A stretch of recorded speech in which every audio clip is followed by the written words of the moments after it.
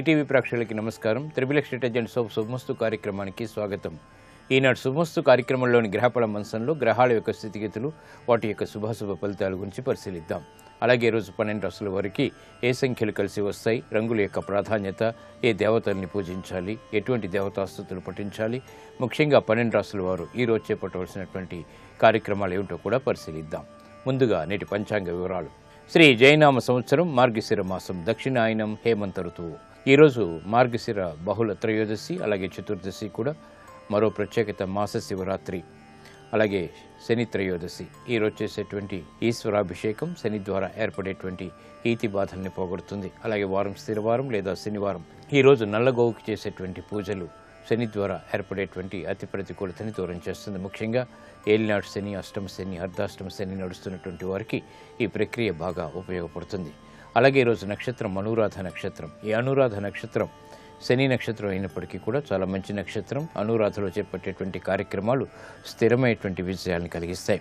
అలాగే ఈరోజు అనురాధ నక్షత్రంలో పుట్టేటువంటి వారికి ఏ పాదంలో పుట్టినప్పటికీ కూడా దోషం లేదు, శుభప్రదమైనది. ఈ అనురాధ నక్షత్రంలో ఈరోజు పుట్టేటువంటి వారికి శని యొక్క మహాదశతోటి ప్రారంభమవుతుంది. ఇక ఈరోజు 12 రాశుల వారికి ఏర్పడేటువంటి శుభాశుభ ఫలితాలను పరిశీలిద్దాం. ముందుగా మేషరాశి.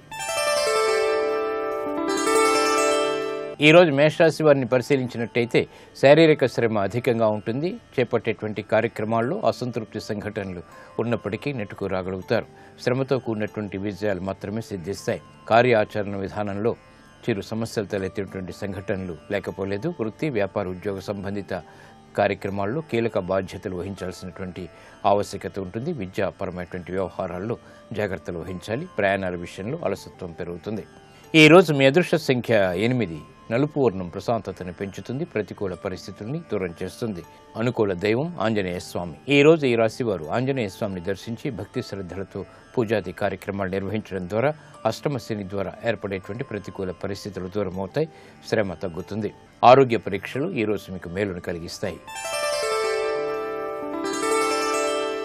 ఈ రోజు వృషభ రాశి వారిని పరిశీలించినట్టయితే సంబంధ బాంధవ్యాల విషయంలో ఏర్పడినటువంటి విభేదాలు తొలగిపోతాయి. రాజకీయపరమైనటువంటి లబ్ధికే చేపట్టేటువంటి కార్యక్రమాల్లో ఆటంకాలను చవిచూస్తారు. వృత్తి, వ్యాపార, ఉద్యోగ సంబంధిత కార్యక్రమాల్లో సామాన్య ఫలితాలు కొనసాగుతాయి. ఆరోగ్య విషయంలో జాగ్రత్తలు పాటించాలి. విదేశీ సంబంధిత లావాదేవీల విషయంలో ఆకస్మిక అనుకూల మార్పులు చేకూరుతాయి. వృత్తిలో అభివృద్ధికే చేపట్టేటువంటి కార్యక్రమాల్లో ఆటంకాలు ఉన్నప్పటికీ అంతిమ విజయాలకే చేసేటువంటి ప్రయత్నాలు కూడా కలిసి వస్తాయి. గృహ సంబంధిత కార్యక్రమాలు సామాన్యం. ఈ రోజు మీ అదృష్ట సంఖ్య 6. తెలుపు వర్ణం ప్రశాంతతను పెంచుతుంది, ప్రతికూల పరిస్థితులను దూరం చేస్తుంది. అనుకూల దైవం దక్షిణామూర్తి. ఈ రోజు ఈ రాశి వారు శ్రీ దక్షిణామూర్తిని దర్శించి భక్తి శ్రద్ధలతో పూజించడం ద్వారా వృత్తి, వ్యాపార, ఉద్యోగ సంబంధిత కార్యక్రమాల్లో ఏర్పడినటువంటి ఆటంకాలని, విభేదాలని దూరం చేసుకోగలుగుతారు. ఆర్థిక ప్రయత్నాలు ఈ రోజు మీకు లాభిస్తాయి. ఈ రోజు మిథున రాశి వారిని పరిశీలించినట్టయితే వ్యాపార కార్యకలాపాలని సజావుగా పూర్తి చేయగలుగుతారు. శుభ పరిణామాలు గృహంలో చోటు చేసుకుంటాయి. ప్రయాణాల విషయంలో జాగ్రత్తలు వహించాలి. స్థిరాస్తి విషయాల్లో ఏర్పడినటువంటి విభేదాలు ప్రబలమవుతాయి. మిత్రుల ద్వారా ఏర్పడినటువంటి అనుకూల పరిస్థితులు ప్రతికూలంగా మారుతాయి. వ్యాపార వ్యవహారాల్లో జాగ్రత్తలు పాటించాలి. ఆర్థికపరమైనటువంటి అంశాలు బాగానే కలిసి వస్తాయి. విదేశీ లావాదేవీల్లో ఆశించినటువంటి ఫలితాలను పొందగలుగుతారు. కార్యక్రమ నిర్వహణలో నైపుణ్యం కొనసాగుతుంది.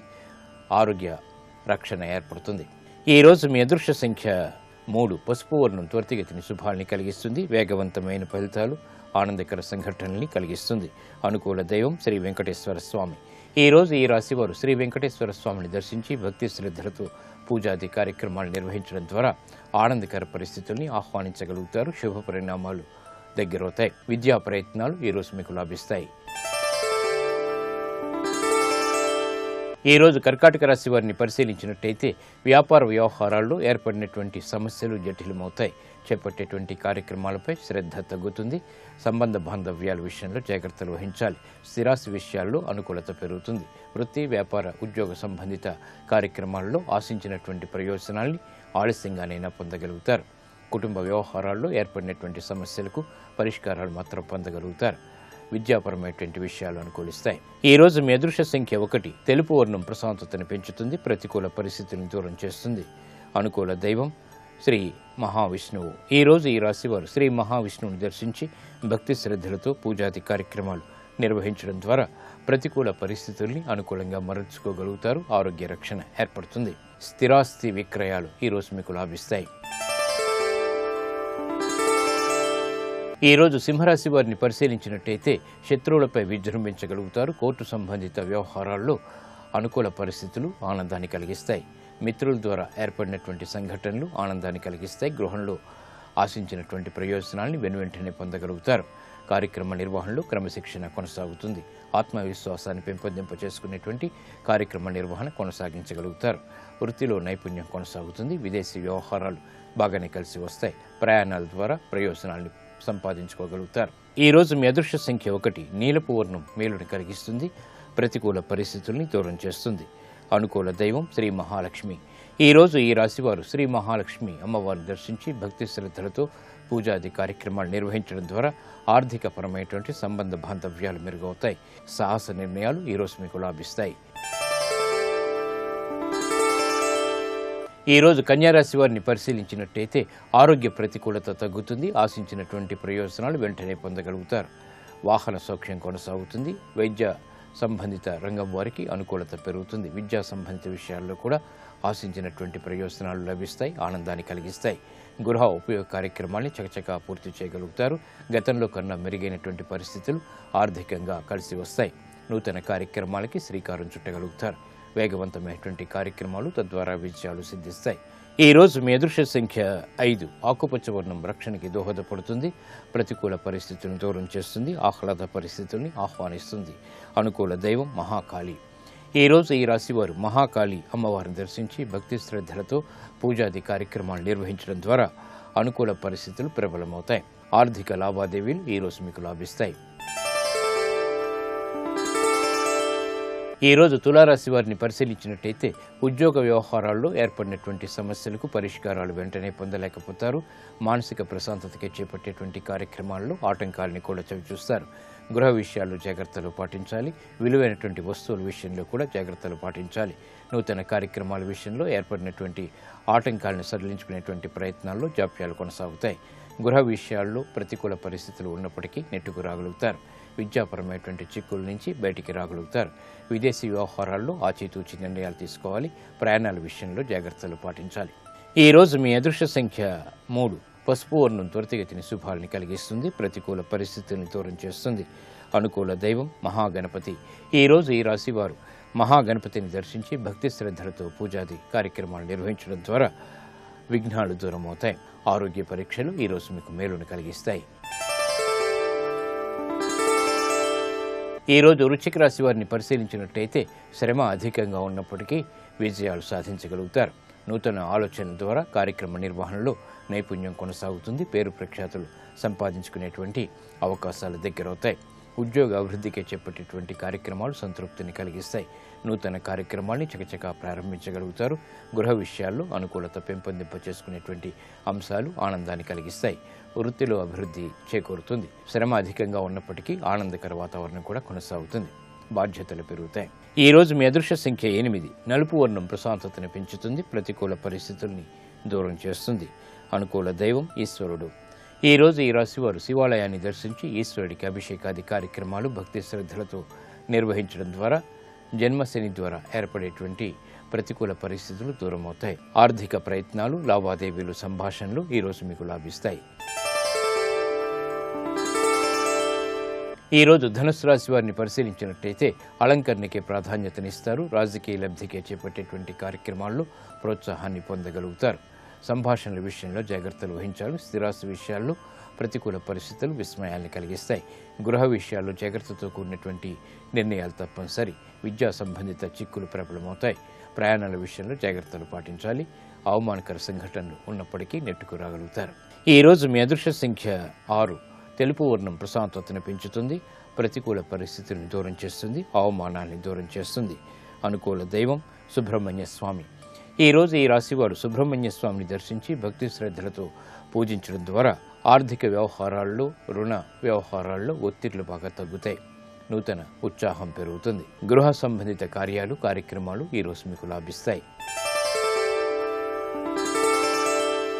ఈరోజు మకర రాశి వారిని పరిశీలించినట్టయితే కార్యక్రమ నిర్వహణలో ఏర్పడినటువంటి ప్రతిబంధకాలు తొలగించుకోగలుగుతారు. సాహస నిర్ణయాల ద్వారా విజయాలు సిద్ధిస్తాయి. సంబంధ బాంధవ్యాలు మెరుగవుతాయి. కోర్టు సంబంధిత వ్యవహారాల్లో ప్రతికూల పరిస్థితులు లేకపోలేదు. కార్యక్రమ నిర్వహణలో ఏర్పడినటువంటి ప్రతికూలతని తొలగించుకోగలుగుతారు. వృత్తి ఉద్యోగ సంబంధిత కార్యక్రమాల్లో అభివృద్ధి చేకూరుతుంది. ఆర్థిక బలం ఏర్పడుతుంది. నూతన కార్యక్రమాలకు శ్రీకారం చుట్టగలుగుతారు. ప్రయాణాలు సుఖవంతం. ఈ రోజు మీ అదృష్ట సంఖ్య 2. తెలుపు వర్ణం ప్రశాంతతను పెంచుతుంది. ప్రతికూల పరిస్థితిని దూరం చేస్తుంది. అనుకూల దైవం ఆంజనేయ స్వామి. ఈ రోజు ఈ రాశివారు ఆంజనేయ స్వామిని దర్శించి భక్తి శ్రద్ధలతో పూజాది కార్యక్రమాలు నిర్వహించడం ద్వారా ఆర్థిక ప్రయోజనాల్ని అవలీలగా సాధించగలుగుతారు. స్థిరాస్తి నిర్ణయాలు ఈ రోజు మీకు లాభిస్తాయి. ఈ రోజు కుంభరాశి వారిని పరిశీలించినట్టయితే నూతన ఉత్సాహం పెరుగుతుంది. గృహ ఉపయోగ కార్యక్రమాలను చేపట్టగలుగుతారు. బాధ్యతలు పెరిగినప్పటికీ సక్రమ నిర్వహణ ఉద్యోగరీత్యా కొనసాగించగలుగుతారు. ప్రతికూల పరిస్థితుల్ని అనుకూలంగా మరల్చుకునేటువంటి యుక్తి బాగా మీకు కలిసి వస్తుంది. నూతన కార్యక్రమాలు అవలీలగా పూర్తి చేసేటువంటి సంఘటనలు ఆనందాన్ని కలిగిస్తాయి. విదేశీ వ్యవహారాలు లాభిస్తాయి. ఆర్థిక ప్రయోజనాన్ని సాధించడానికి చేసేటువంటి ప్రయత్నాలు కూడా ఆనందాన్ని కలిగిస్తాయి. విద్యా సంబంధిత విషయాల్లో విజయాలు సిద్ధిస్తాయి. ఈ రోజు మీ అదృష్ట సంఖ్య 8. నీలపు వర్ణం మేలుని కలిగిస్తుంది. ప్రతికూల పరిస్థితుల్ని దూరం చేస్తుంది. అనుకూల దైవం ఆంజనేయ స్వామి. ఈ రోజు ఈ రాశి వారు ఆంజనేయ స్వామిని దర్శించి భక్తి శ్రద్ధలతో పూజాది కార్యక్రమాలు నిర్వహించడం ద్వారా గ్రహ అతి ప్రతికూలతని దూరం చేసుకోగలుగుతారు. స్థిరాస్తి విషయాల్లో ఏర్పడినటువంటి ప్రతికూల పరిస్థితులు అనుకూలంగా మరల్చుకోగలుగుతారు. ఆరోగ్య పరీక్షలు ఈరోజు మీకు మేలుని కలిగిస్తాయి. ఈరోజు మీనరాశి వారిని పరిశీలించినట్టయితే ఆరోగ్యంలో ప్రతికూలత కొనసాగుతుంది. ఆర్థిక ప్రయోజనాలు మాత్రం సాధించగలుగుతారు. ఉద్యోగ ప్రయత్నాలు ఫలిస్తాయి. నూతన కార్యక్రమాలు గృహరీత్యా చేపట్టగలుగుతారు. రాజకీయ పరమైనటువంటి అంశాలు బాగా కలిసి వస్తాయి. విదేశీ సంబంధిత లావాదేవీల్లో ఆర్థిక సహాయ సహకారాలు లభిస్తాయి. నూతన ఉత్సాహం పెరుగుతుంది. ఆర్థిక బలం చేకూరుతుంది. ఆత్మవిశ్వాసం పెరుగుతుంది. ఈ రోజు మీ అదృష్ట సంఖ్య 2. తెలుపు వర్ణం ప్రశాంతతను పెంచుతుంది. ప్రతికూల పరిస్థితుల్ని దూరం చేస్తుంది. ప్రశాంతతను కలిగిస్తుంది. అనుకూల దైవం శ్రీ మహాలక్ష్మి. ఈ రోజు ఈ రాశివారు శ్రీ మహాలక్ష్మి అమ్మవారిని దర్శించి భక్తి శ్రద్ధలతో పూజాది కార్యక్రమాలు నిర్వహించడం ద్వారా ఆర్థిక ప్రయోజనాల్ని వేగవంతంగా సాధించగలుగుతారు. ఆర్థిక ప్రయత్నాలు సంభాషణలు లావాదేవీలు ఈ రోజు మీకు లాభిస్తాయి. ఇప్పుడు ఆరోగ్యం ఆయుర్వేద వంశంలో అనారోగ్య సమస్యలకు ఆయుర్వేద పరిష్కార మార్గాలు తెలుసుకుంటారు. నమస్కారం. ఈనాటి శుభమస్తు కార్యక్రమంలో ఆరోగ్యం ఆయుర్వేదం శీర్షికన టీబీ వ్యాధిగ్రస్తులు త్వరగా ఆరోగ్యాన్ని పుంజుకోవడానికి ఆయుర్వేదంలో ఉండేటువంటి మార్గాల గురించి తెలుసుకుందాం. అసలు కొంతకాలం క్రితం వరకు టీబీ వ్యాధి బాగా తగ్గిపోయింది అనుకున్నటువంటిది ఇటీవలి కాలంలో మళ్ళీ ఎక్కువగా ఈ టీబీ లక్షణాలు అవి ఉన్నటువంటి వాళ్ళు ఎక్కువగా అంటే టీబీ వ్యాధిగ్రస్తులు ఎక్కువగా కనపడుతూ ఉన్నారు. ఈ టీబీ వ్యాధి రావడానికి ముఖ్యమైనటువంటి కారణం రోగనిరోధక శక్తి బాగా తక్కువగా ఉండడం. అలా తక్కువగా ఉన్నటువంటి వాళ్ళలో మాత్రమే ఈ వ్యాధి వస్తూ ఉంటుంది. ఈ టీబీ వ్యాధికి సంబంధించినటువంటి బ్యాక్టీరియా చాలా మందిలో ఉంటూ ఉంటుంది, కానీ వాళ్ళ మీద ఎటువంటి దుష్ప్రభావం చూపించదన్నమాట. అంటే రోగనిరోధక శక్తి బాగున్నటువంటి వాళ్ళలో ఈ బ్యాక్టీరియా ప్రవేశించినా ఎటువంటి హాని చేయదు. అలా కాకుండా బలహీనంగా ఉన్నటువంటి వాళ్ళలో ఈ వ్యాధి చాలా విజృంభించి రకరకాల ఇతర దుష్పరిణామాలకు కూడా కారణం అవుతూ ఉంటుంది. అంటే టీబీ వ్యాధికి ఉండేటువంటి మందులు వాడుతున్నప్పటికీ కూడా రోగనిరోధక శక్తిని పెంచుకోవడం చాలా చాలా ముఖ్యమైనటువంటి అంశం. అలా రోగనిరోధక శక్తి పెంచుకోవడానికి తీసుకునేటువంటి ఆహారంలో చక్కగా ఉండేటువంటి ఆకుకూరలు, పళ్ళు, పాలు తీసుకోవడం ద్వారా త్వరగా రోగాన్ని తగ్గించుకోవడానికి అవకాశం ఉంటుంది. అలాగే ఒక ఆయుర్వేద ఔషధం కూడా ఈ సమస్యను తగ్గించుకోవడానికి చాలా బాగా తోడ్పడుతుంది. ఈ ఔషధం తయారు చేసుకోవడానికి కావాల్సినటువంటి మొట్టమొదటి మూలిక ఏంటంటే ఉసిరికాయలు. ఉసిరికాయలు చక్కటి రసాయనంగా పనిచేసేటువంటివి. రసాయనంగా ఉండడం వల్ల ఏంటంటే శరీరంలో ఉండేటువంటి హానికారకమైన బ్యాక్టీరియాను తగ్గించడానికి, అలాగే రోగనిరోధక శక్తిని పెంచుకోవడానికి కూడా ఉసిరికాయలు చాలా చాలా బాగా ఉపయోగపడతాయి. మనకి ఉసిరికాయలు ఈ సీజన్లో చాలా చక్కగా దొరుకుతాయి కనుక ఉసిరికాయలను తీసుకొచ్చి దంచి రసం తీసుకున్నట్టయితే మంచి ఫలితాలు రావడానికి అవకాశం ఉంటుంది. అలా ఉసిరి రసాన్ని సుమారుగా ఒక 200 మిల్లీలీటర్ల పరిమాణంలో తీసుకోండి. ఆ తర్వాత మనకు కావాల్సినటువంటి మూలిక అశ్వగంధ. అశ్వగంధ కూడా చాలా చక్కటి రసాయనం. శరీరంలో ఉండేటువంటి కండరాలు అవన్నీ బలపడడానికి, అలాగే లోపల ఉండేటువంటి రోగ నిరోధక శక్తి పెరగడానికి కూడా అశ్వగంధ బాగా సహాయపడుతుంది. టీబీ వ్యాధిగ్రస్తుల్లో బరువు తగ్గిపోవడం అనేటువంటి ఒక సమస్య ఉంటుంది. అలా కాకుండా బరువు మళ్ళీ పెరగడానికి కూడా అశ్వగంధ బాగా ఉపయోగపడుతుంది. మెత్తటి అశ్వగంధ చూర్ణాన్ని ఒక 100 గ్రాముల పరిమాణంలో తీసుకోండి.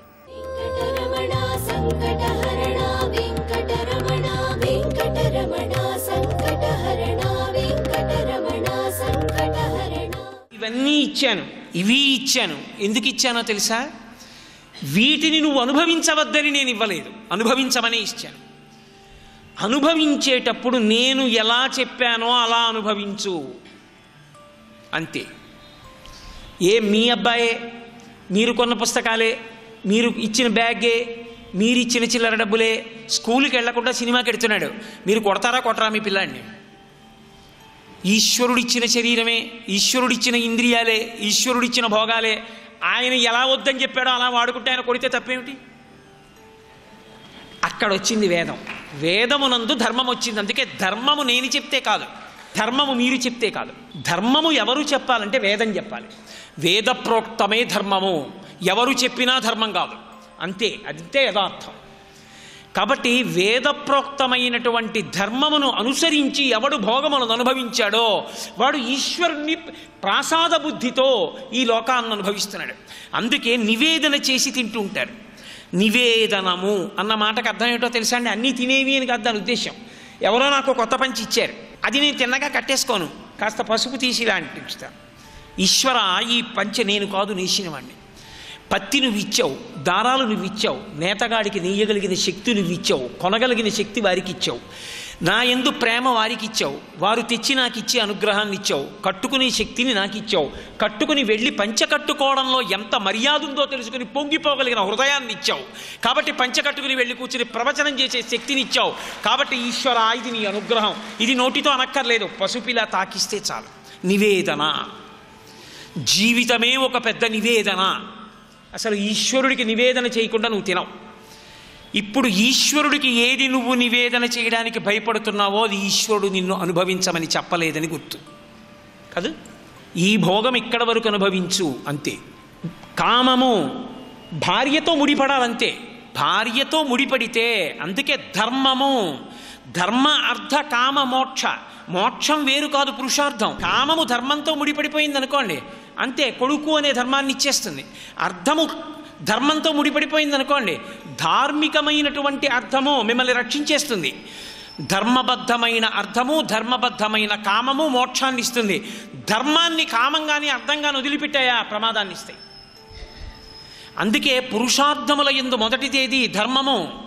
నువ్వు పట్టుకోవాలి దాన్ని, పట్టుకుని ఈశ్వరుడు ఎలా చెప్పాడో అలాగే అనుభవించాలి. చెలియలి కట్ట విశ్వనాథ సత్యనారాయణ గారు వేద హృదయాన్నంతటినీ పట్టుకుని ఇచ్చారు మహానుభావుడు సాహిత్యాన్ని. అది ఋషివాంగ్మయం అంటే అలా ఉంటుంది. సముద్రం దాటగలదు, వచ్చి పడిపోగలదు ఊరి మీద, కానీ ఎందుకు రాదు? ఏవి 4 కెరటాలు వచ్చి వెనక్కి ఎందుకు ఎడుతుంది? చెలియలి కట్ట తనకి తాను శాసనం చేసుకుంది, నేను దాటను, ఈశ్వరాజ్ఞ, నేను ఇక్కడ వరకే ఉంటాను, అలా వచ్చి అలా వెనక్కి వెళ్ళిపోతుంది అంతే, తప్ప ఊళ్ళోకి రాదు. నీకు శక్తి ఉన్నది, నువ్వు తలుచుకుంటే ఎంతమంది కాంతలతోనైనా ఉండగలవు, కానీ ఉండను, నా జీవితంలో ఒక్క పత్నితోటే నా కామము అంతే, తప్ప వేరొక స్త్రీ యందు నాకు కామము లేదు. ధర్మంతో నీ కామం ముడిపడిపోయింది, ఏకపత్ని వ్రతుడు అయిపోయావు, చెలియలి కట్ట దాటవంతే. ఇది ధర్మము చేత అర్ధకామములను ముడివేసుకోవడం, పుచ్చుకోవడం. డబ్బు పుచ్చుకునేటప్పుడు ధార్మికము కాకపోతే తీసుకోడు, 1 కోటి రూపాయలైనా. ధర్మము కొరకు కాకపోతే, ధార్మికము కాకపోతే 5 పైసలు కూడా ఖర్చు పెట్టడం. 1 కోటి రూపాయలు ఖర్చు పెడతాడు, అది ధార్మికమైతే. అధార్మికము ఖర్చు పెట్టడం, అధార్మికము సంపాదించడం, అంతే. అర్థము ధర్మంతో, కామము ధర్మంతో ముడిపడిందనుకోండి, అది ఈశ్వరుడు ఎంతో సంతోషిస్తాడు. అందుకే ఆయన ఇచ్చింది. పిల్లల విషయంలో తల్లిదండ్రులు ఎలా ఉంటారో లోకం విషయంలో పరమేశ్వరుడు అలాగే ఉంటాడు అని మీరు గమనించవలసి ఉంటుంది. వేదం ఏం చెప్పిందో అలా జీవించిన వాడిని చూసి పరమేశ్వరుడు పొంగిపోతాడు. అలా జీవించడానికి ఇష్టపడకుండా ఇంకొకలా జీవించడానికి ఇష్టపడిన వాడు ఎవరుంటాడో ఈ శరీరం విడిచిపెట్టాలిగా. విడిచిపెట్టేసిన తరువాత అప్పుడు పాపపుణ్యములు లెక్కలోకి తీసి హీనోపాధులలోకి వెళ్ళిపోతే కోట్ల జన్మలు పడుతుంది మళ్ళీ మనుష్య ఉపాధిలోకి రావడానికి. అందుకే పునర్జన్మ సిద్ధాంతాన్ని, సనాతన ధర్మానికి ప్రాణమని అంగీకరిస్తున్నాను అని చెప్పడానికే బొట్టు పెట్టుకుంటాడు.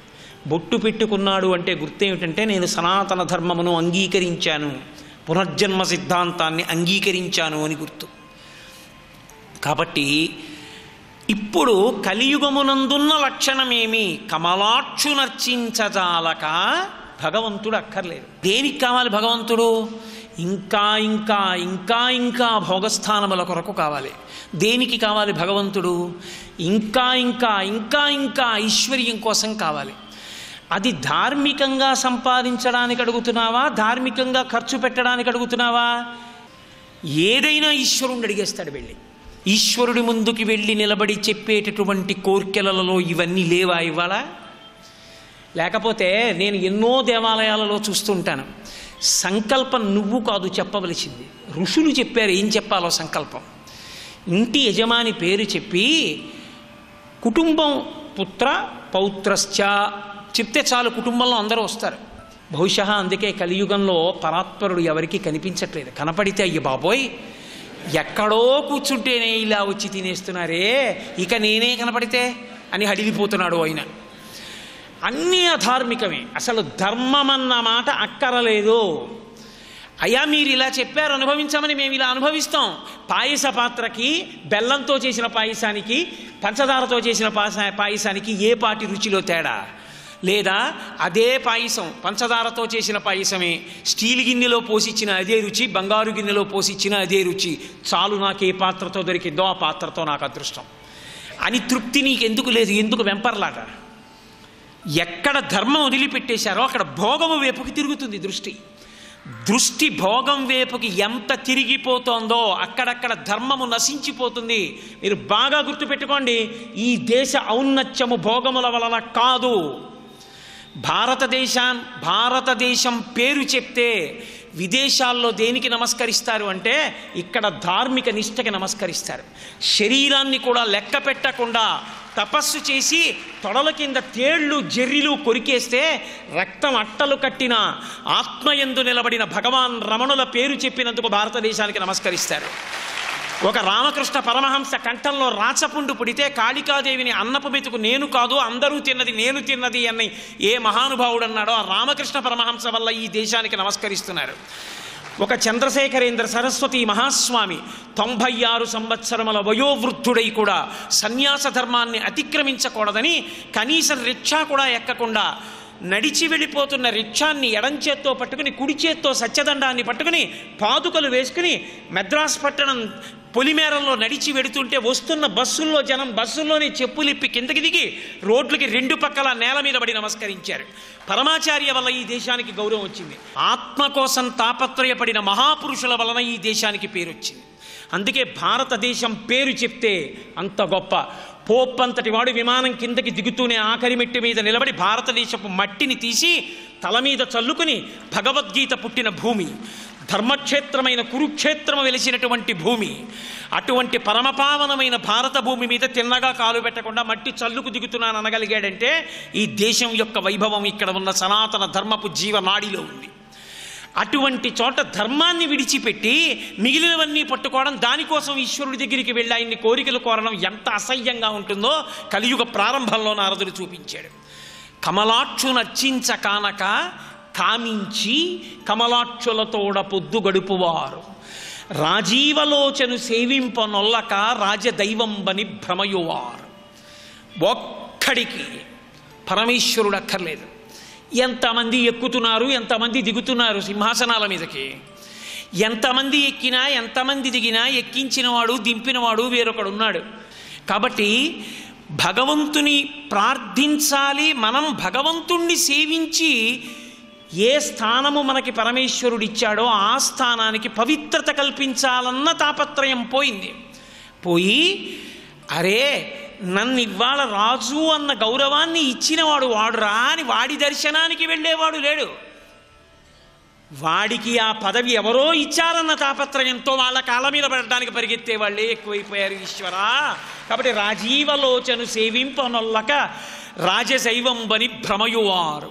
శ్రీ ఉమామహేశ్వర పరబ్రహ్మార్పణమస్తు. స్వస్తి. అపురూపమైన జన్మ. 84 లక్షల జీవరాశులలో భగవన్నామము చెప్పగలిగిన ఏకైక ప్రాణి మనుష్య ప్రాణి ఒక్కటే.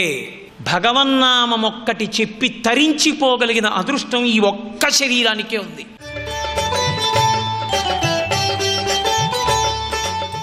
ఈ టీబీ వ్యాధిగ్రస్తులు త్వరగా తగ్గి మళ్ళీ నార్మల్గా అవ్వడానికి మనసుని ప్రశాంతంగా ఉంచుకోవడం కూడా చాలా చాలా అవసరం. ఈ వ్యాధితో బాధపడేటువంటి వాళ్ళు మానసికంగా కృంగిపోయినా, ఎక్కువగా దుఃఖంతో ఉండటం, బాధపడుతూ ఉండటం, ఏదో ఒక దానికి కోపగించుకుంటూ ఉండటం, ఇలాంటి లక్షణాలు ఉన్నట్టయితే తొందరగా వ్యాధి తగ్గడానికి అవకాశం ఉండదు. ఇటువంటి లక్షణాలన్నీ కూడా మన రోగ నిరోధక శక్తి మీద ఒక చెడ్డ ప్రభావాన్ని చూపిస్తాయన్నమాట. అందుకని మనసుని ఆనందంగా ఉంచుకోవడం చాలా చాలా అవసరం. తర్వాత మనం ఇందాక ఆయుర్వేద ఔషధాన్ని తయారు చేసుకుంటూ 2 మూలికలు తీసుకున్నాం కదా. ఆ తర్వాత మనకు కావాల్సినటువంటిది ఏంటంటే చెరకు రసం. ఈ చెరకు రసం కూడా శరీరానికి చక్కటి రసాయనంగా ఉపయోగపడుతుంది. మన శరీరంలో ఉండేటువంటి రక్తధాతువుని పెంచడానికి చెరుకు రసం బాగా సహాయపడుతుంది. అలాగే మాంసధాతువు పెరగడానికి కూడా చెరుకు రసం బాగా ఉపయోగపడుతుంది. శరీరంలో అధికంగా ఉన్నటువంటి వేడిని తగ్గించడానికి చెరుకు రసం బాగా సహాయపడుతుంది. మంచి చెరుకు రసాన్ని తీసుకుని దాన్ని కూడా ఒక 200 మిల్లీలీటర్ల పరిమాణంలో తీసుకోండి. తర్వాత మనం ఈ ఔషధంలో వేయవలసినటువంటి ద్రవ్యం మేకపాలు. ఈ మేకపాలకి ముఖ్యంగా మేకపాలను ప్రత్యేకంగా చెప్పుకోవడం ఎందుకంటే టీబీ వ్యాధిని తగ్గించడానికి మేకపాలలో చాలా చాలా మంచి ఔషధ గుణాలు ఉంటాయి. ఒకవేళ మేకపాలు దొరకనట్టయితే కనుక ఆవు పాలు వాడుకోండి. ఈ పాలని సుమారుగా 200 మిల్లీలీటర్ల పరిమాణంలో తీసుకోవాలి. ఇంకా ఇందులో మనం ఆఖరుగా వేయవలసినటువంటిది ఏంటంటే నెయ్యి. ఈ నెయ్యి కూడా ఆవు నెయ్యి అయినట్టయితే కనుక శ్రేష్టమైనటువంటి ప్రభావం కనిపిస్తుంది. ఒకవేళ ఆవు నెయ్యి దొరకకపోతే అప్పుడు మామూలు నెయ్యి వాడుకోండి. ఈ ఆవు నేతికి కూడా రోగనిరోధక శక్తిని పెంచేటువంటి గుణం చాలా బాగా ఉంటుంది. సుమారుగా ఒక 200 గ్రాముల పరిమాణంలో ఆవు నెయ్యిని తీసుకుని మనం తీసుకున్నటువంటి అన్ని ద్రవ్యాలను కూడా కలిపేసి ఒక గిన్నెలో, ఒక మందపాటి గిన్నెలో పోసి దాన్ని పొయ్యి మీద పెట్టి సన్నటి మంట మీద నెయ్యి మాత్రమే మిగిలేలాగా కాచుకోవాలి. అలా కాచుకున్న తర్వాత దాన్ని వడపోసుకుని ఒక సీసాలో భద్రపరుచుకొని ఈ నేతితో తయారైనటువంటి ఔషధాన్ని ప్రతిరోజు ఉదయం ఒక పెద్ద చెంచాడు పరిమాణంలో అంటే గోరువెచ్చగా ఉండేటువంటి పాలల్లో కలిపేసుకుని పరగడుపునే తీసుకుంటూ ఉండాలి. ఈ విధంగా అంటే ఇతర ఔషధాలు వాడుకుంటూ ఈ ఔషధాన్ని కూడా తీసుకుంటున్నట్టయితే త్వరగా వ్యాధి తగ్గడానికి ఈ ఔషధం బాగా సహాయపడుతుంది. ఆరోగ్యవంతమైన జీవన విధానం కోసం ఆయుర్వేదంలో చెప్పినటువంటి ఆరోగ్య సూత్రాల గురించి రేపటి శుభమస్తులో తెలుసుకుందాం.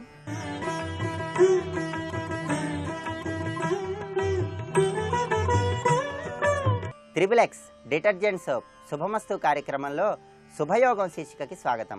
ఈ శీర్షికన కార్యసిద్ధి ప్రక్రియలు అనే అంశం గురించి పరిశీలిద్దాం. యువతీ యువకులు వివాహ సిద్ధి కోసం కొన్ని ప్రత్యేకమైనటువంటి విధి విధానాలను అనుసరించాలి.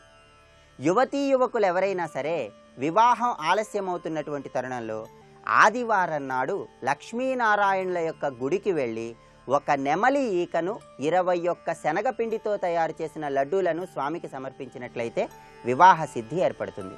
అదేవిధంగా వివాహం ఆలస్యమైపోతున్నటువంటి తరుణంలో, సంబంధాలు రానటువంటి తరుణంలో ఒక పసుపు రంగు పట్టు వస్త్రాన్ని తీసుకొని ఆ పసుపు రంగు పట్టు వస్త్రంలో 3 మూలల్లో 3 పసుపు కొమ్ములను ఉంచి ముడివేసి దగ్గర ఉంచుకోవాలి. శుక్లపక్షంలో వచ్చే మొదటి గురువారం నాడు అమ్మాయిలు ఆ విధంగా చేయాలి.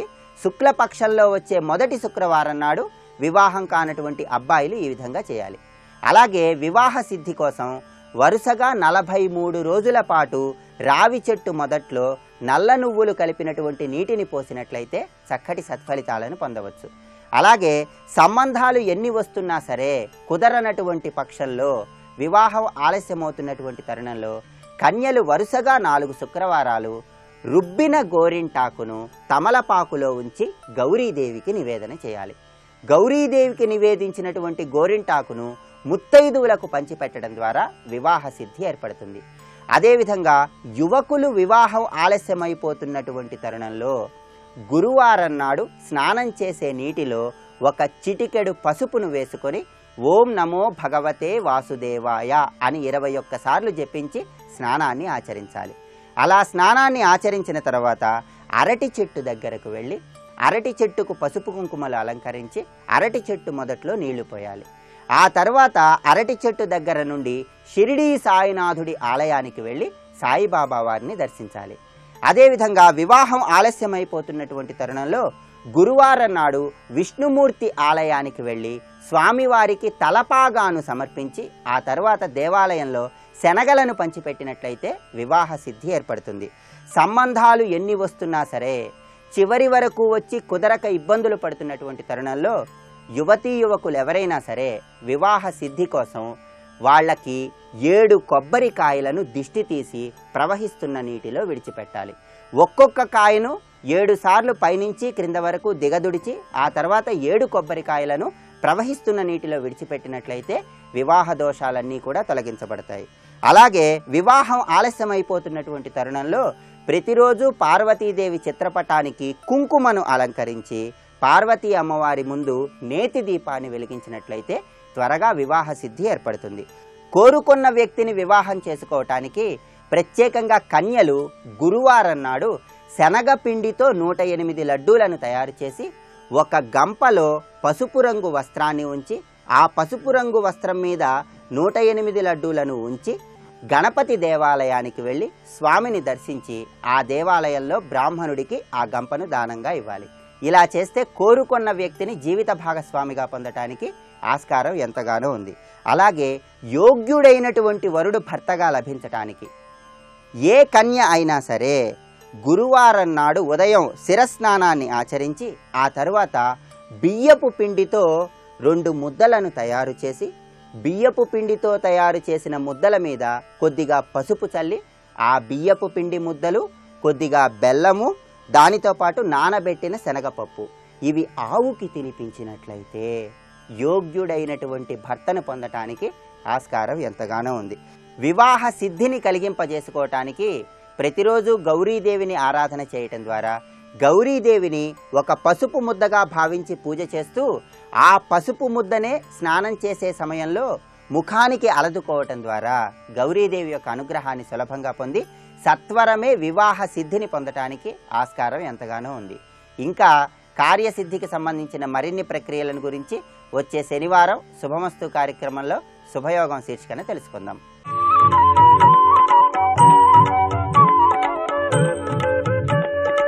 ఈటీవీ ప్రేక్షకుల నమస్కారం. ట్రిపుల్ డిటర్జెంట్ సోప్ శుభమస్తు కార్యక్రమంలో నక్షత్ర యోగానికి స్వాగతం. హస్త సుహస్త కృశానుర్విశ్వావసు. అరుణ వేద మంత్రార్థాన్ని పరిశీలన చేస్తే హస్తా నక్షత్రము సూర్య సంబంధమైన నక్షత్రం. హస్త అంటే ప్రకాశించే నక్షత్రము, మంచి చెయ్యి అని అర్థం. మంచిని చేయటం ఒకటి, మంచి చెయ్యి అంటే మంచి హస్తము, కరము అన్నమాట. హస్తా నక్షత్ర ఫలితం ఏ విధంగా ఉంటుంది అంటే హసతీతి హస్త, హసే హసనే అని చెబుతోంది శాస్త్రం. హసతి అని అర్థం హస్తకి. హస్త అంటే హసతి. హసతి అంటే అర్థం ఏంటి? హస హసనే. హస్ అనేటటువంటి ధాతువు నుంచి వచ్చింది. దాని అర్థం హసనే. హసనే అంటే ప్రకాశే, ప్రకాశము, ప్రకాశించునది అని అర్థం. వెలుగొందునది, వెలుగునిచ్చునది అంటే చీకటిని తొలగించే నక్షత్రం, జ్ఞానవంతమైన నక్షత్రం, గొప్ప నక్షత్రం, విఘ్నములన్నిటినీ పారద్రోలే నక్షత్రం ఇది. ఈ నక్షత్రంలో ఎవరు జన్మించారు? సాక్షాత్తు మహాగణపతి జన్మించాడు. హస్తా నక్షత్ర జాతకుడు ఆయన. సర్వ విఘ్నోపశాంతయే, సమస్త విఘ్నములని నాశనం చేయకుండా ఉపశమింపచేసే శక్తి హస్తా నక్షత్రంలో ఉంది. అసలు శాస్త్రాన్ని పరిశీలిస్తే హస్తౌతు పాణి నక్షత్రే అని అమరకోశం చెబుతోంది. హస్త అనే ప్రయోగం 2 చోట్ల ఉపయోగించారు. ఒకటి పాణి అనే ప్రయోగంలో అంటే చెయ్యి అనే అర్థంలో, కరము అనే అర్థంలో ఉపయోగించారు. నక్షత్రే అని, హస్త అంటే నక్షత్రము, హస్త అనే పేరు దేనికి సంబంధించింది? నక్షత్ర విశేషానికి సంబంధించింది. 27 నక్షత్రాలు ఇంకెక్కడ చెప్పలా. అశ్విని అంటే నక్షత్ర విశేషం అని, భరణి అంటే నక్షత్ర విశేషం అని చెప్పలా. వేరే వేరే అర్థాలు చెప్పుకొచ్చారు, వాటి యొక్క గుణాలను చెప్పారు. హస్త నక్షత్రం దగ్గరకు వచ్చేసరికల్లా హస్త అంటే నక్షత్రం అయ్యా అన్నారు. అంటే ఎప్పుడూ నశించినటువంటిది. నక్షత్రం అంటేనే ప్రకాశించేది. ప్రకాశించేదానికి మరొక పేరు హసనే. హాస్యము వేరు మళ్ళీ. హస్త అంటే హసనే, ప్రకాశించున్నది, వెలుగొందునది. వెలుగు ఎన్ని విధాలు? వెలిగిపోతున్నాడండి అంటారు. ఆర్థిక సంపద ఉన్నా వెలిగిపోతూ ఉంటారు, జ్ఞాన సంపద ఉన్నా ఉంటుంది, కీర్తి సంపద ఉన్నా ఈ పేరు వస్తుంది. హస్త నక్షత్రంలో జన్మించడం ద్వారాగా హస్తిముఖుడు యొక్క అనుగ్రహం మనకు లభిస్తుంది. సాక్షాత్ మహాగణపతి లక్షణాలు. హస్త నక్షత్రం వారు పక్కనుంటే చాలు, ఎలాంటి విఘ్నమైనా తొలగిపోతుంది. గణపతి అందుబాటులో లేకపోతే హస్త నక్షత్రం వారిని పట్టుకొని వెళ్ళమన్నారు, లేదా వారి చేయి వీరు పట్టుకోమన్నారు. పాణిగ్రహణం ఇక్కడ. హస్త నక్షత్రం వారి హస్తం పట్టుకున్నామా విఘ్నములన్నీ పోతాయి. ప్రశాంత చిత్తులు, ప్రసన్న వదనం ధ్యాయేత్. హస్త నక్షత్రంలో జన్మించిన వారు చూడండి, క్రూరమైన స్వభావం ఉండదండి, ప్రశాంతంగా ఉంటారు. మాతృస్వభావ లక్షణాలు ఉంటాయి, తల్లిలాగా ఉంటారు, ప్రసన్నంగా చూస్తారు. జ్ఞానం ప్రకాశిస్తుంటుంది, వాళ్ళ నేత్రముల్లోంచి జ్ఞానం వస్తుంటుంది. చిన్నపిల్లలను చూస్తే హస్త నక్షత్రంలో పుట్టారని చెప్పవసరలా, ముఖంలోంచి చిరునవ్వు, కాంతి, చైతన్యం కనపడిందంటే వారిది హస్త నక్షత్రం అయి ఉంటుంది. హస్త నక్షత్రానికి మరొక విశేషం ఉందండి, హస్త సుహస్త. ఈ సుహస్త శబ్దం వేయటం ద్వారాగా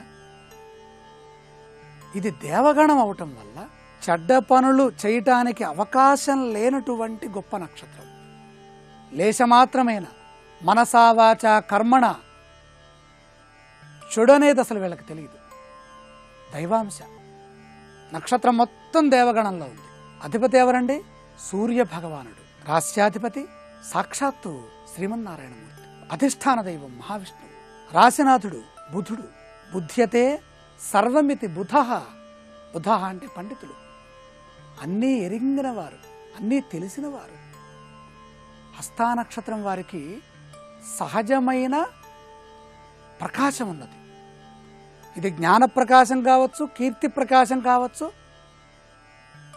ఐశ్వర్య ప్రకాశం కావచ్చు, అంటే భాగ్య ప్రకాశం కావచ్చు.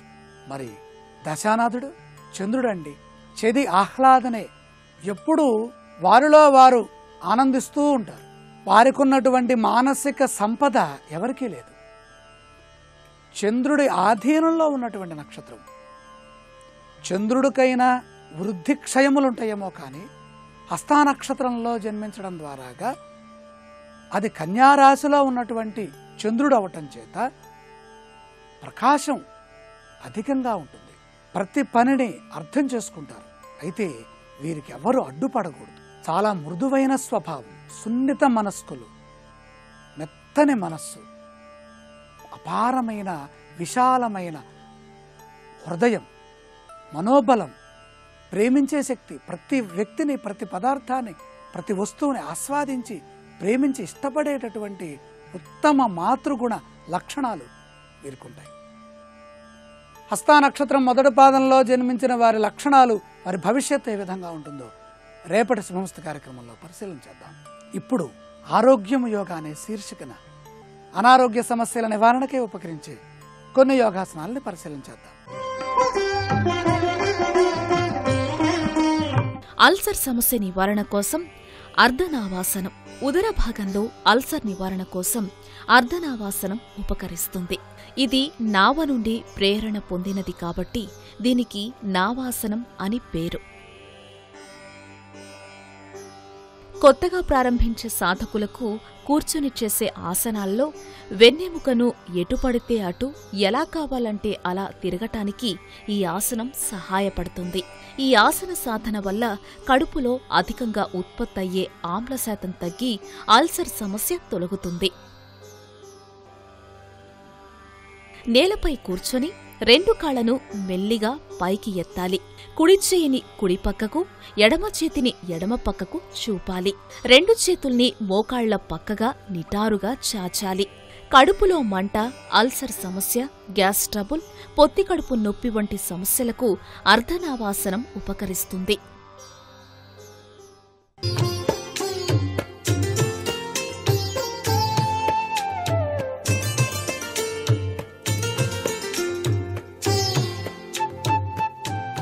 త్రిబులెక్స్ డిటర్జెంట్ సోప్ శుభమస్తు కార్యక్రమంలో గృహబలం అంశానికి స్వాగతం. వాస్తుశాస్త్రంలో ముఖ్యమైనటువంటి విశేషాంశాల రీత్యా శనివారానికి అత్యంత విలువను ప్రసాదించడం జరిగింది. శనీశ్వరుని యొక్క తీవ్రమైనటువంటి ప్రభావం నుంచి బయలుపడటానికి ఇంట్లో ఉండేటువంటి వాడుకునేటువంటి వ్యవసాయ పరికరాలు సహసిద్ధంగా గడ్డ పలుకు, పార ఇలాంటివి కూడా ఉంటూ ఉంటాయి. వాటిని మనం అవసరానికి వాడుతూ ఉంటాం, కానీ మూలపడేస్తూ ఉంటాం.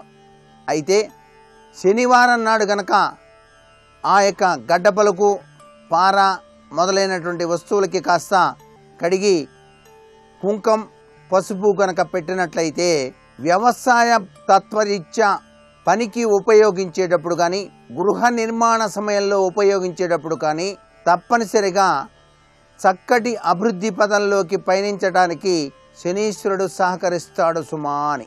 వ్యవసాయదారులకే కాదు, ఎవరు ఇనుప పనిముట్లను ఉపయోగిస్తూ ఉంటారో వారందరూ కూడా శనివారం నాడు ఆ ఇనుప పనిముట్లకు తప్పనిసరిగా కడిగి పసుపు, కుంకుమ రాసి నమస్కారం గనక చేసినట్లయితే విశిష్టవంతమైనటువంటి అభివృద్ధి పదంలోకి పయనించడానికి ఆస్కారం ఉంటుంది. అట్లాగే మీ ఇంట్లో వాహనాలు ఉన్నాయి, ఆ వాహనాలకు కూడాను నరఘోష, నరదృష్టి తగలకుండా శనివారం నాడు వాహన దిష్టి కార్యక్రమాన్ని కూడాను మీరు పాటించవచ్చు. ఈ విధంగా శనీశ్వరుని యొక్క అనుగ్రహానికి తప్పనిసరిగా మనమందరం కూడాను పాత్రులమై చక్కటి జీవన విధానాన్ని సాగించడానికి చాలా బాగా సహకరిస్తాయి ఈ విశేషాంశాలన్నీ కూడా.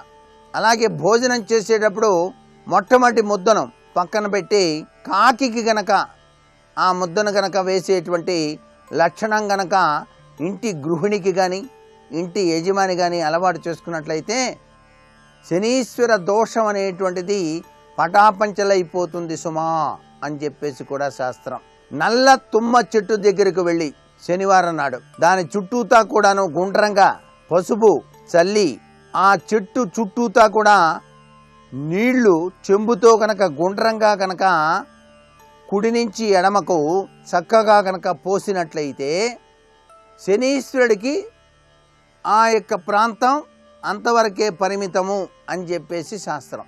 అంటే ఆయన మన జోలికి రాడు అని చెప్పేసి అర్థం అన్నమాట. ఈ విధంగా కూడా చేసినందువల్ల చాలా చక్కటి సత్ఫలితాన్ని పొందటానికి కూడా ఆస్కారం అత్యధికంగా ఉంటుంది సుమా. అలాగే రోజు నడిచేటువంటి వాళ్ళ జోలికి కూడా శని రాడండి. కారణం ఏంటంటే శని మందమతి కదండి, ఆయన నడక చాలా తక్కువగా నడుస్తాడు. దాని రీత్యా నడక నడిచేవారి జోలికి రాను అన్నాడు. అందుచేత ఇది కూడా చాలా విశిష్టవంతమైనటువంటి ప్రభావాన్ని ఇస్తుంది. ఈ మాసాల్లో కార్తీక మాసం నుంచి పుష్యమాసం వరకు చాలా చక్కటి మాసం. శని యొక్క పీడను తొలగించుకోవటానికే అయ్యప్ప దీక్ష అని చెప్పేసి నిర్వహిస్తూ ఉంటారు చాలామంది. అలా అయ్యప్ప దీక్షను స్వీకరించినటువంటి వారికి కనీసం నలుపు రంగు కర్చీఫ్ అయినా సరే శనివారం నాడు మీరు గనక దానంగా ఇచ్చినట్లయితే, అయ్యప్ప భజన జరుగుతున్న ప్రాంతానికి మీరు వెళ్ళి కాసేపు ఆ భజనలో పాల్గొని స్వామియే శరణం అయ్యప్ప అని చెప్పేసి ధ్యానం చేసి వచ్చినా కూడా శరణు ఘోష వలన శనీశ్వరుని యొక్క దివ్యవంతమైనటువంటి ప్రభావం మీపైన అనుగ్రహ కటాక్ష వీక్షణాలుగా ప్రసరింపజేయడానికి ఆస్కారం అత్యధికంగా ఉంటుంది. శివాభిషేకం చేసేవారికి కూడా శనీశ్వరుడు తన దివ్య అనుగ్రహాన్నే ఇస్తాడు. అందుకనే శని ఈశ్వర అన్నారు. మందమతి కాబట్టి శనివారం నాడు ఆముదంతో కానీ లేక నువ్వుల నూనెతో కానీ అభిషేకార్చన చేసేటువంటి విధి విధానం కూడా చాలా చక్కగా సహకరిస్తుంది. నువ్వులు బెల్లం కలిపి చిమ్మిరిగా చేసి గోమాతకు గనక తినిపించినట్లయితే చాలా చక్కటి సత్ఫలితాన్ని పొందడానికి కూడా ఆస్కారం ఉంటుంది. ఇవన్నీ కూడా శనీశ్వరుని యొక్క తీవ్రవంతమైనటువంటి దృష్టి ప్రభావం నుంచి బయలుపడటానికి మనం పాటించేటువంటి నియమానుసారాలన్నమాట. వెంకటేశ్వర స్వామి సుప్రభాతాన్ని ఎవరైతే శనివారం నాడు గృహంలో తెల్లవారుజామునే నుంచుని పఠనం చేస్తారో వారికి శనీశ్వరుడి యొక్క పీడ ఉండదు. అంత గొప్ప మహిమ గల సుప్రభాతం అది. వెంకటేశ్వర స్వామి 7 కొండల వాడు. ఆ 7 కొండల్లో ఆ శనీశ్వరుడు అట్లా తలకాయ వంచి ఉంటాడుట. అందుకనే శనివార వ్రతం అని చెప్పేసి కూడా వెంకటేశ్వర స్వామి వ్రతరీత్యా కూడా చాలామంది గృహిణులు ఆచరించేటువంటి సాంప్రదాయం కూడా మనకు కనిపిస్తూ ఉంటుంది. 7 కొండలు స్వామి కలిపితే మొత్తం 8 కదా. 8 సంఖ్య శనికి సంబంధించిన సంఖ్య. అందుచేత శనీశ్వరుని యొక్క ప్రభావం నుంచి బయలుపడటానికి కూడా ఆ 7 కొండల స్వామివారిని ఆరాధన చేయటం సర్వత్రా కూడా శుభదాయకవంతమైన ప్రభావాన్ని కలిగింపచేస్తుంది అని చెప్పడంలో ఏమాత్రం సందేహం లేదు.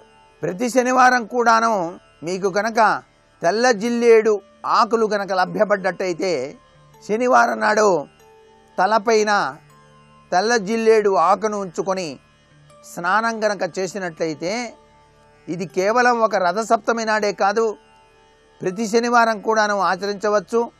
ఇలా గనక ఆచరించినట్టయితే ఏ వారానికి ఆ వారం శని దోషం పరిహారమై మీకు అదృష్టకరమైనటువంటి ప్రభావం ఏర్పరచడానికి ఆశుతోషుడు అనుగ్రహాన్ని ప్రసాదిస్తాడు. అందుకే శనివారం నాడు చాలామంది నువ్వుల నూనె ఒంటికి రాసుకొని అభ్యంగన స్నానం చేస్తూ ఉంటారు. ఆ నువ్వుల నూనె ఒంటికి రాసుకొని అభ్యంగన స్నానం చేస్తే దేహో దేవాలయ ప్రాప్తో జీవో దేవ సనాతన అని కదా. ఈ దేహమే దేవాలయం అని చెప్పేసి, ఈ దేహం లోపల పరమాత్మ స్వరూపం. అందుచేత మనకి గ్రహ నక్షత్ర మాలికా తత్వరీత్యా శని కనుక పట్టి పీడిస్తున్నప్పుడు నువ్వుల నూనెను శరీరం అంతా కూడా రాసుకొని అభ్యంగన స్నానం చేయటం కూడాను చాలా గొప్ప విశేషవంతమైన సత్ఫలితాన్ని ప్రసరింపజేస్తాడు. ఇంత అద్భుతమైనటువంటి తీరుతెన్నులు మనం శనివార రీత్యా పాటించవలసినటువంటి విశేషాంశాలు. మరికొన్ని ముఖ్య విషయాలు సోమవారం నాటి శుభమస్తు కార్యక్రమంలో తెలుసుకుందాం. ఇప్పుడు ఆరోగ్యం యోగా అనే శీర్షికన అనారోగ్య సమస్యల నివారణకు ఉపకరించే యోగాసనాలు ఏమిటో చూద్దామా? మరి అల్సర్ సమస్య నివారణ కోసం జఠర పరివృతాసనం. అకాల భోజనం, మసాలా పదార్థాలు, అధిక పులుపు, ఉప్పుతో కూడిన పదార్థాలు, నూనెలో అతిగా వేయించిన పదార్థాలు తినటం వల్ల కడుపులో అల్సర్ సమస్య వస్తుంది. ఈ అల్సర్ను అశ్రద్ధ చేస్తే ఒక్కోసారి తీవ్ర సమస్యగా మారే అవకాశం కూడా ఉంది. అల్సర్ సమస్య నివారణకు జఠర పరివృతాసనం ఉపకరిస్తుంది. నేలపై వెల్లకిలా పడుకుని 2 కాళ్లను ముందుకు విస్తృతంగా చాపాలి.